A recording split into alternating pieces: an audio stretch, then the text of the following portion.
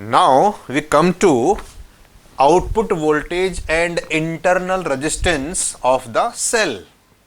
So how to calculate it?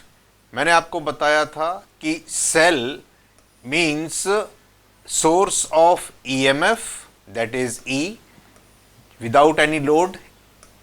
This is plus, this is minus, and internal resistance. You cannot separate internal resistance from the cell. Inherently अंदर ही अंदर ये इसके साथ लगा होता है, ये माना जाता है. And now these are the 2 points which are called output terminals of the cell. ये दो जो बिंदु हैं ए और बी, इनको बोला जाता है सेल के आउटपुट टर्मिनल. ओके, अगर मैं यहां से इन टर्मिनल से एक एक्सटर्नल रेजिस्टेंस कनेक्ट कर देता हूं, ये बल्ब भी हो सकता है, हीटर भी हो सकता है, ये कोई लोड हो सकता है, इसको हम एक्सटर्नल रेजिस्टेंस के नाम से जानते हैं. It is called R. So circuit में कितनी करंट फ्लो होने लग गई? Let it is I ampere current from positive terminal to negative terminal, ये सर्किट में फ्लो होने लग गई. ये कितनी होगी? How to calculate it? कैसे हम कैलकुलेट करेंगे? सर्किट में टोटल ईएमएफ कितना है? It is E. Ohm's law बोलता है V is equal to I. And circuit का टोटल रेजिस्टेंस कितना है? R plus r. It is R plus r. So what is the current output? It is equal to E upon R plus r. Important it is. Circuit में output current कितनी flow होगी? This and this. इस resistance के across, ये जो external resistance आप कह रहे हो, इसके अक्रॉस मान लो ईएमएफ कितना वोल्टेज जनरेट करता है? Let this 2 points are A dash and B dash मान लो, और इसके अक्रॉस वोल्टेज ड्रॉप कितना प्रोड्यूस हो गया, पोटेंशियल ड्रॉप कितना प्रोड्यूस हो गया? Let it is V volt. So ये V कैसे हम कैलकुलेट कर सकते हैं? अभी हम सिर्फ इसका फ्री बॉडी डायग्राम बनाएंगे. Only this V is equal to, Ohm's law इसमें लगा लो, केवल इसमें V is equal to I. What is the current flowing in this resistance? It is I. And what is this resistance? It is R. Only for this external resistance we have applied Ohm's law. इसको बोलते हैं output voltage. V is equal to I. I is this. What is it? It is E upon small r internal resistance into capital R. अब आप इसमें जब डाल देंगे तो यहां से आपको आउटपुट वोल्टेज मिल जाएगा. Very important, E R, EMF of the cell, external resistance of the circuit divided by total resistance internal plus external. Memorize it and mark it. Important, this is important. Output voltage. Okay, this. अभी हमको अगर output voltage मालूम हो जाए, हमको current मालूम हो जाए, we can measure it. Internal resistance is not known, क्योंकि वो तो सेल के अंदर उसका इंटीग्रल पार्ट है, ये बाहर कभी आपको नजर आएगा ही नहीं. You can not measure this internal resistance. हाँ, ऐसा कर सकते हैं आप कि एक एम्पियर मीटर ले लो, अमीटर लगा लो, and connect 1 volt meter here. Volt meter से आप V मेजर कर सकते हो, करंट इससे आप I मेजर कर सकते हो.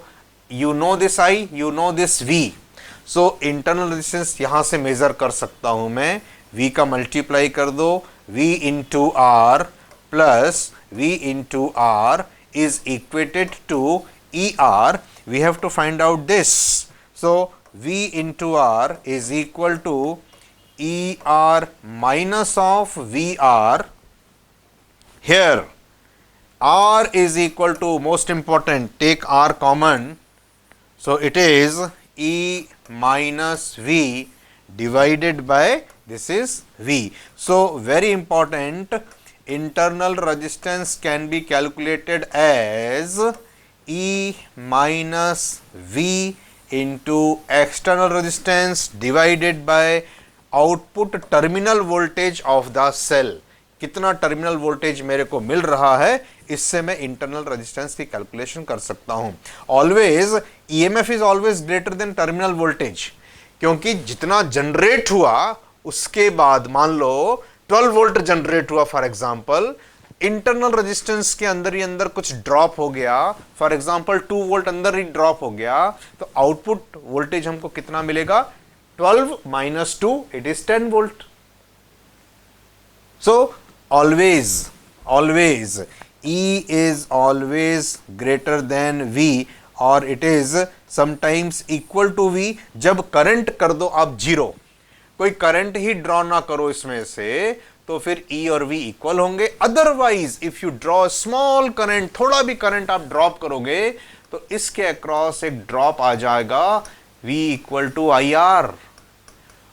करंट की कारण से कुछ ड्रॉप अंदर अंदर हो जाएगा, जिसके कारण हमेशा V जो होगा वो V always it is EMF minus potential drop across the internal resistance. Again this is important. V is equal to E minus IR.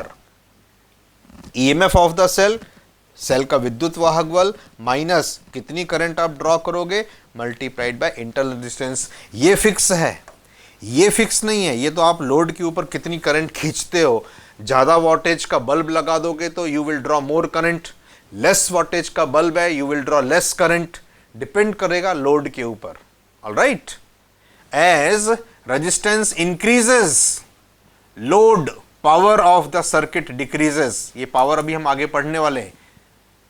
जितना हैवी लोड होगा उसका इंटरनल रेजिस्टेंस, उसका रेजिस्टेंस उतना ही कम होगा, उतना ही लेस होगा. सो ये 3 फॉर्मूले इंपॉर्टेंट होते हैं. 1 terminal voltage of the cell, second internal resistance of the cell, and third V is equal to in terms of I and R current drawn.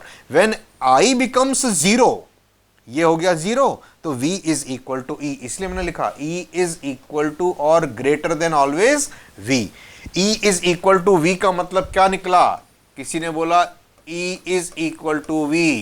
That means definitely the current drawn from the battery is 0. Current drawn is 0.